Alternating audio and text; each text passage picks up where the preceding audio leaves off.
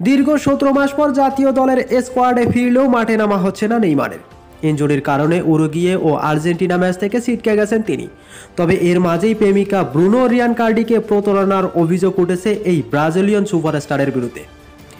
Brazilian সংবাদ মাধ্যম লিও Diaz দাবি করেছে সন্তান সম্ভবা প্রেমিকা রিয়ানকার্ডিকে রেখে অন্য নারীর সঙ্গে অন্তরঙ্গ সময় কাটিয়েছেন 33 বছর বয়সী এই ফরওয়ার্ড। সম্প্রতি সৌদি ক্লাব আল হিলাল থেকে নিজের শৈশবের ক্লাব সন্তোষে যোগ দেওয়ার পর নতুন করে ইনজুরিতে পড়েছেন তিনি, যার ফলে জাতীয় দলের হয়ে খেলা হচ্ছে না তার। ইনজুরি থাকলেও নিয়মিত পার্টিতে দেখা যাচ্ছে নেইমারকে, যা নিয়ে অনেক সমালোচনা করছেন দর্শকরা। কানে গেছে নেইমারের প্রেমিকা রিয়ানকার্ডের। তবে এবার বেরিয়ে এসেছে চাঞ্চল্যকর তথ্য। ওই পার্টিতে 20 জন মিলে মজা করেছিলেন নেইমার, সেখানে নারীও ছিল। নেইমার তাদের কারো সঙ্গে অন্তরঙ্গ সময় কাটিয়েছেন এমন অভিযোগ উঠেছে। তবে নেইমারের বাবা রিয়ানকার্ডিকে আশ্বস্ত করেছেন নেইমার কোনো প্রতারণা করেনি। এই জুটির ঘর আলো করে 2023 সালের 6 অক্টোবর কন্যা সন্তান মাবি আসে। রিয়ানকার্ডি প্রথমবার সন্তান সম্ভবা থাকাকালীন একই অভিযোগ উঠেছিল, পরে যা সত্য প্রমাণিত হয়।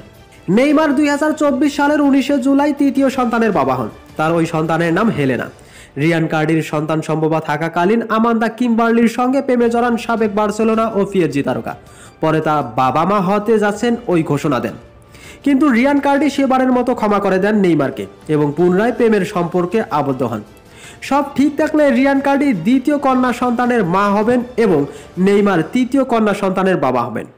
উল্লেখ্য, নেইমারের প্রথম সন্তানের নাম দাভিলুকা ডি সিলভা সন্তোষ। তার বর্তমান বয়স 14 বছর। সন্তোষে থাকাকালীন কারোলিনা দান্তোসের সঙ্গে প্রেমে মজেন নেইমার। তাদের ছেলে দাভিলুকা। নেইমারের প্রেমের অধ্যায়ের সঙ্গে সন্তানের সংখ্যা আরও বাড়ে কিনা সেটা অবশ্য দেখার অপেক্ষা। তো এই নেইমার সম্পর্কে আপনাদের যদি কোনো মন্তব্য থাকে তাহলে অবশ্যই কমেন্টে জানাবেন। সবাই ভালো থাকবেন, সুস্থ থাকবেন। আল্লাহ হাফেজ।